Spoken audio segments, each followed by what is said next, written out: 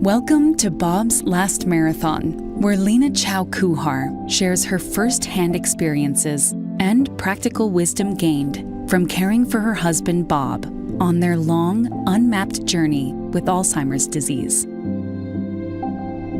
Through her own insights, as well as those of other caregivers, advocates, and experts, Lena hopes to help you meet the challenges of Alzheimer's disease and give your loved ones the best quality of life possible. We are honored to welcome Dr. Barry J. Jacobs, a noted clinical psychologist, family therapist, and healthcare consultant whose passion for supporting family caregivers has led him to author several books and dozens of articles, as well as speak nationally and internationally to organizations and providers. One day, while working as a clinical psychologist in a primary care practice, I was asked by the family doctor meeting that morning with a 72-year-old woman with moderate dementia to see her 75-year-old husband for counseling for possible depression. Within the hour, I watched the couple arrive at our front desk. The husband was a big man, gently escorting his petite wife by the elbow. While she stood there blankly, he joked with the receptionist. As they were led down the hallway to a medical exam room, he shook hands with every medical assistant and doctor they passed. This guy, I thought, looks cheerful, not distressed. When I briefly stopped by the exam room a few minutes later, he said with a broad smile, "I'm fine, Doc. My wife has looked after me for 50 years. I can take care of her now. That's the wedding vow I made." I was impressed by this husband's dedication, but wondered if he was truly fine. Many spousal dementia caregivers struggle emotionally watching their life partners decline. I also knew that male caregivers, especially spouses, tend to be stoical, avoiding expressions of negative feelings and often declining others' help. Another male dementia caregiver once told me that male dementia caregivers strive to be, quote, a pillar of strength, unquote, to better support their spouses. If they're not strong and hard as marble, the man had explained, then they fear they and their spouses might crumble and collapse. During my more than 30 years as a psychologist specializing in supporting family caregivers, I've learned that being rigid as a pillar, unfortunately, can sometimes cause male caregivers to crack under dementia caregiving's prolonged pressures and eventually become unable to continue providing care.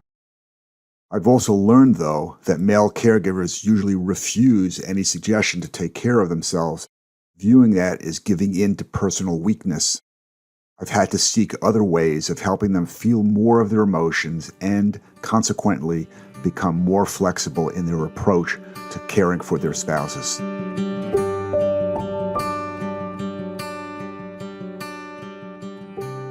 There is a common misconception that almost every family caregiver is female, but that has never been true and is less so now than ever. More men are stepping into this difficult role. According to the 2020 Caregiving in the U.S. report by the National Alliance for Caregiving and AARP, the number of American male caregivers increased from 16 million, or 35% of all family caregivers in 2015, to more than 20 million, or 39% in 2020. Men often make great spousal dementia caregivers. They are frequently energetic, selfless, and single-mindedly determined to support their partners, refusing even the help of their adult children. My job has not been to criticize them for those qualities. They don't generally put up with that, nor should they, but to help them self-reflect and consider other strategies to make their caregiving more sustainable. I frequently start by talking about emotions, not about their emotions per se. Men too often regard feelings as bothersome mental states, like fatigue, to ignore or push through. Instead, I say that many people have emotional reactions to seeing a loved one decline from dementia. I then engage them in a conversation about why human beings have emotions in the first place. After some discussion, we usually conclude that human beings are hardwired with emotions like fear, sadness, anger, and guilt as important signals to them to pay better attention to the stressors in their environment and to prompt them to protect themselves and others.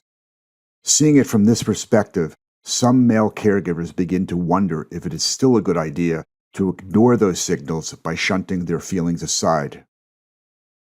The next topic that frequently arises is men's fears that feeling emotions will sap, not bolster, their resolve. This was the concern expressed by the man who wanted to be a pillar of strength and believed it would be impossible to feel sad and remain strong at the same time. Other men have told me that if they let themselves stop focusing on the many caregiving tasks that need to be done and instead attend to their emotions, it would be akin to opening Pandora's box. So much feeling would pour forth that they would feel overwhelmed, lose control, and become unable to carry on. I tell them that, in my experience from speaking with hundreds of male dementia caregivers over the years, the guys who keep their feelings buried inside are not stronger or less apt to become overwhelmed. Rather, they tend to struggle more and eventually burn out. The guys who allow themselves to experience whatever they are feeling and then are curious about the meaning of those internal signals seem to carry on with dementia caregiving better and longer. Lastly, I ask male dementia caregivers about the pros and cons of being, like actor Gary Cooper of yore, the quote, strong, silent, unemotional type, unquote, in their relationships with the spouses they've vowed to help. They nearly always respond by pointing out that by keeping their emotions locked away, they are protecting their spouses from having to feel upset or guilty that their husbands are experiencing distress. I respond that care receivers with dementia almost always have their own fears, anger, and deep grief in response to the devastating changes overtaking them. I ask, what happens when those care receivers turn toward their spouse to be a warm, comforting partner during those difficult times, and the male caregiver is attempting to be a cool, marble pillar instead? Important tasks such as keeping medical appointments or managing medications may get done more quickly and efficiently without concessions to feelings, but the relationship suffers. Pushing past feelings to stay strong tends to make those life partners more emotionally distant from one another at a time when they are both facing enormous stress. In contrast, commiserating in mutual sadness brings spouses together in loving communion and support.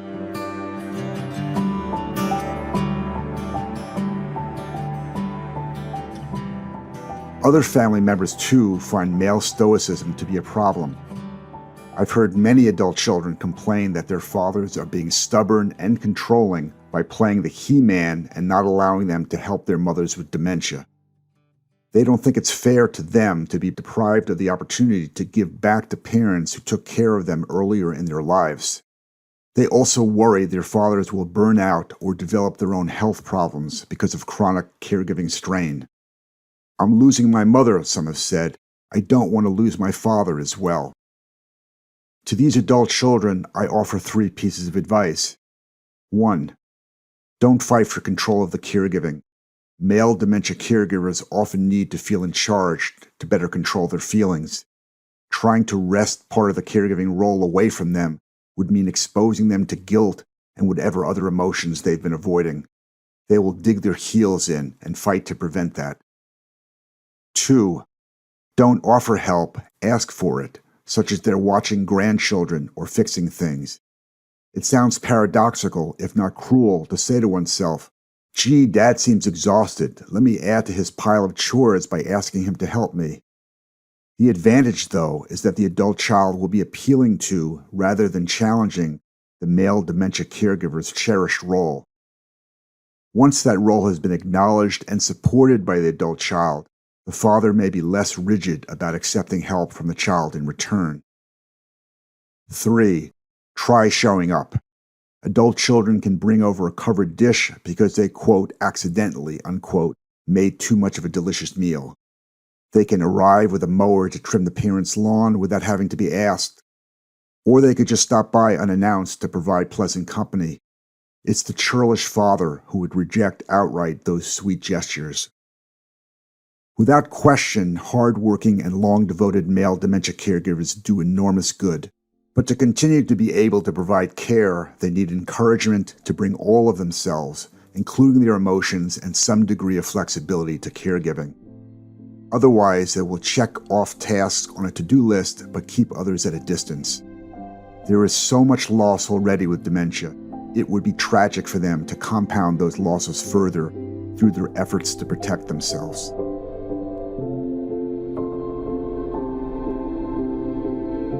Thank you for listening to Bob's Last Marathon. Transcripts of today's show and other episodes and acknowledgments can be found at bobsmarathon.com. That's Bob's Marathon without an apostrophe. Send us a note with your comments. Like us on Facebook, Instagram, and Twitter. We wish you and your loved ones good health.